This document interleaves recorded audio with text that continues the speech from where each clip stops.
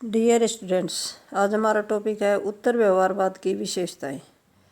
उत्तर व्यवहारवाद के प्रतिपादक David Easter ने 7 सिद्धांत पेश किए जिन्हें उत्तर व्यवहारवाद के मुख्य सिद्धांत माना जाता है। इन 7 सिद्धांतों को सामूहिक रूप से संबद्धता की धारणा कहा जाता है। उत्तर व्यवहारवाद की विशेषताएं। नंबर 1 है अध्ययन का कोई विशेष उद्देश्य होना चाहिए। उत्तर व्यवहारवादियों का कहना है कि अध्ययन का कोई विशेष उद्देश्य अवश्य होना चाहिए।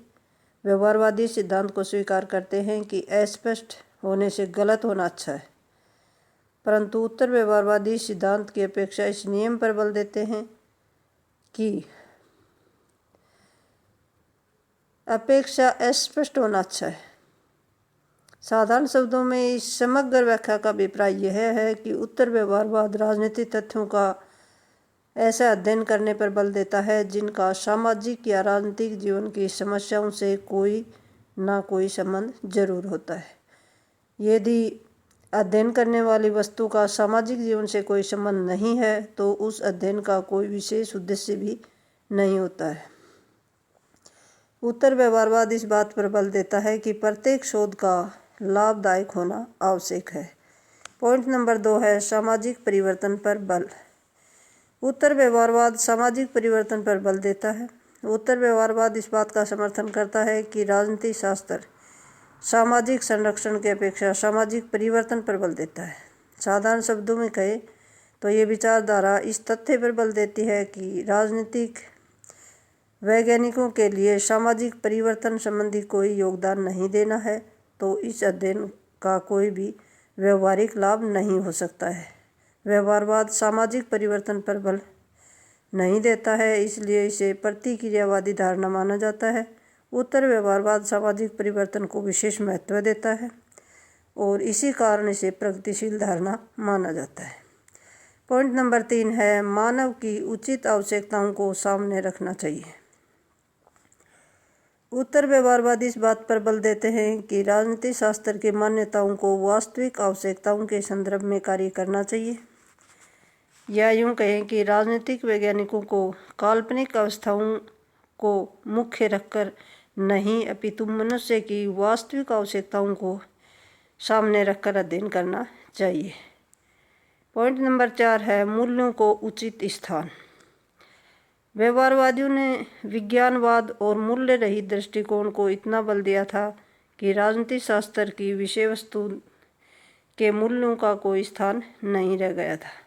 उत्तर व्यवहारवाद का मत यह है कि राजनीतिक शास्त्र मूल्यों के पक्ष से भी कभी भी निरपेक्ष होकर मूल्य मुक्त नहीं हो सकता। जब तक मूल्यों को ज्ञान की प्रेरक शक्ति नहीं माना जाता तब तक ज्ञान का दुरुपयोग होने का संकट बना रहता है। ज्ञान का प्रयोग अच्छे उद्देश्यों के लिए तभी हो सकता है यदि मूल्य उसके लिए प्रेरक शक्ति का कार्य करें। साधारण शब्दों में हम कह सकते हैं कि उत्तर व्यवहारवादियों ने राजनीतिक शास्त्र में उचित स्थान दिया है।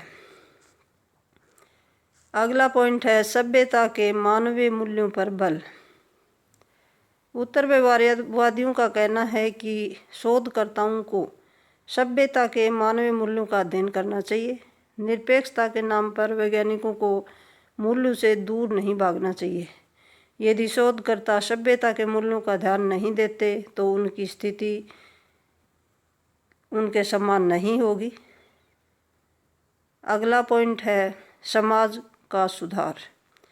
ज्ञान की क्रियात्मक नव व्यवहारवाद का मूल मंत्र है। ज्ञान की क्रियात्मकता जो है वो नव व्यवहारवाद का मूल मंत्र है। ईस्टन के शब्दों में कहें तो कार्य करने का उत्तरदायित्व अपने हाथों में लेना और कार्यरत होने का अर्थ है समाज के पुनर्निर्माण में अपने आप को लगा देना। वे चिंतोन्मुखी ज्ञान के स्थान पर क्रियान्मुखी ज्ञान का आग्रह करते हैं। राजनीतिक वैज्ञानिकों को समाज को सुधारने के लिए उसके विषय में कुछ कार्य अवश्य होने चाहिए। यदि ऐसा नहीं करते तो समाज को उनके ज्ञान का कोई लाभ नहीं मिल सकता।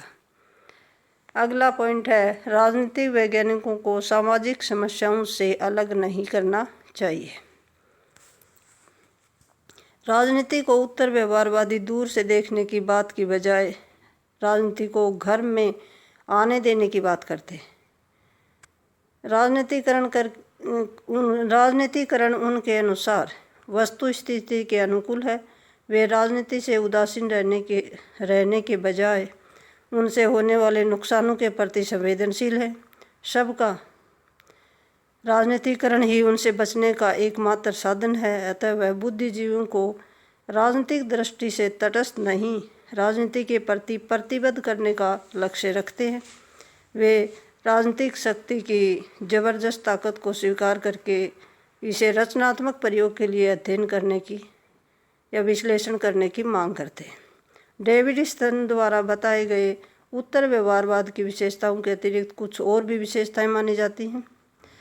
वो हैं, नंबर 1 है, उत्तर व्यवहारवाद परंपरावादी दृष्टिकोण की पुनर्स्थापना नहीं करता। बी है, ये व्यवहारवाद का खंडन नहीं करता। सी है, ये सुधारवादी आंदोलन है। और डी है, विज्ञानवाद की धुन का संतुलन है। Thank you.